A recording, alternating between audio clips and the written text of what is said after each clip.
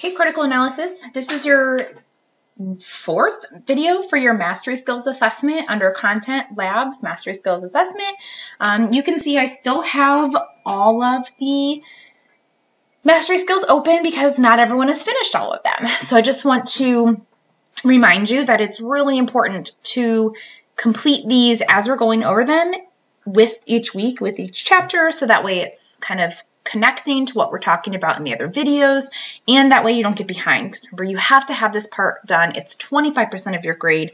Without all of these skills done with an 80% overall average, mathematically you won't be able to pass because you need an 80% or higher to pass critical analysis. So that being said, this is your video for inferences. So I'm going to click into the inferences folder here. And we're going to take post-test 1. Like as I've been doing with the other videos, I'm going to go through a good chunk of the questions with you and then leave you on your own for a couple of the questions just to make sure that you are guided through and kind of help ensure, since I'm not there like physically with you present in a classroom situation, just to help give you that extra support. So in your video for inferences, we already talked about what an inference is. We did practices over it. You have homework over making inferences, and so hopefully you're watching this video after you've already looked at our week 7 information so that this makes a little bit more sense to you. All right, question 1. When making inferences, readers should use only information that is clearly stated or focus on the main idea. Well, it's good to focus on the main idea, but really when you make an inference, you really need to make sure you're not like having your opinions or other information come in. You want to look at what the author has clearly stated so that you're not letting other things kind of seep into that. Question 2, which of the following is not helpful when drawing conclusions? So one of these is helpful. So using stated opinions or examining facts and details closely. Well, hopefully you know when you draw a conclusion, you should look at facts and details. You should not look at opinions because opinions are not facts. They're not really part of the drawing reasonable conclusion process. Number 3, an effective technique for making inferences on multiple choice tests. So oftentimes on multiple choice, we have to look and see, what is the best conclusion, the best answer. So let's look and see. To eliminate choices based on facts presented in the passage, okay, possibly. To use the process of elimination, okay. To think about the question as true, false, and determine which statements are true and which are false, or determine the author's purpose and tone. See, to me, a couple of these actually make sense, but if we're putting it in the context of making inferences, the true, false is kind of what goes along with that inference, because honestly, using like a strategic process of elimination and strategically eliminating choices are good multiple choice strategies. But in the context of using inferences, kind of looking to see, can I make this statement true or false? That's how we can come to that conclusion. All right, now we're actually going to practice making some inferences. Question 4 says, Julia is a website designer. When she designs a new website aimed at attracting female internet users, she uses pink as a background. Okay, so it's a logical conclusion that women like pink, that men wouldn't visit a website with a pink background, that Julia assumes women like the color pink, or the color pink is universally associated with women. All right, so there's a problem with a couple of these, but we have to use what we're given. Julia uses pink as the background. So a logical conclusion is that Julia thinks women like the color pink. We can't just say we think women like the color pink based on this. It's that Julia herself thinks that women like the color pink.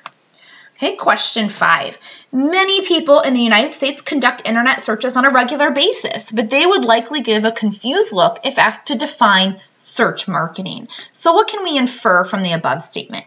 That search marketing is a difficult thing to understand, that most people are not familiar with search marketing as a field. Everyone knows what search marketing is, or search marketing is discussed in the media on a regular basis. Okay.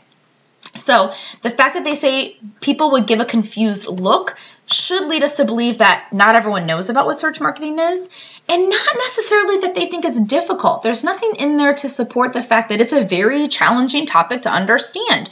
What it really is implying is that just most people aren't familiar with it.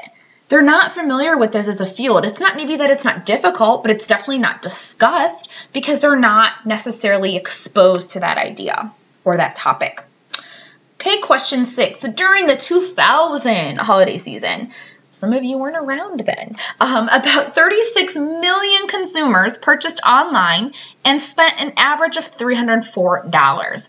A logical conclusion drawn from this is that consumers had a limited amount of time to shop. I'm not sure that we can really jump to that conclusion. It has nothing to do with time. I mean, we know holiday season, but some people start shopping in October. So internet advertising was very effective during the 2000 holiday season. I mean, possibly, but it has nothing to, it doesn't even mention advertising, so we don't know that for sure. Internet sellers were offering steep discounts during the 2000 holiday season. Again, it has nothing to, it doesn't even mention discounts.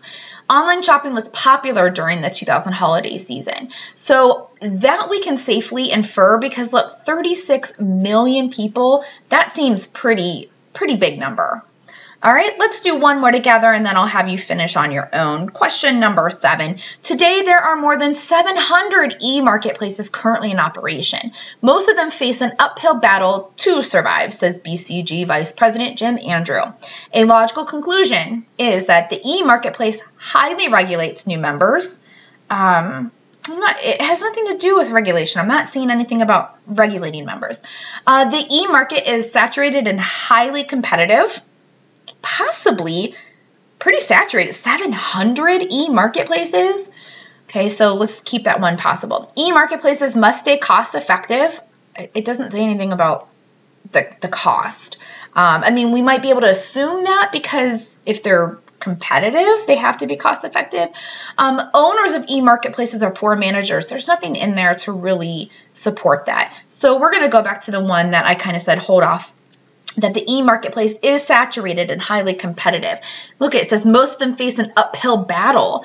That indicates that there is some competition there and that there's a ton of them.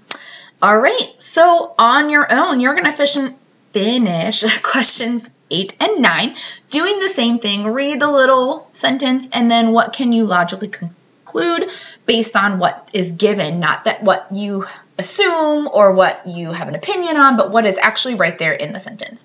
When you're done, make sure you hit save and submit so that that gets recorded. All right, we'll see you on the next Mastery Skills video.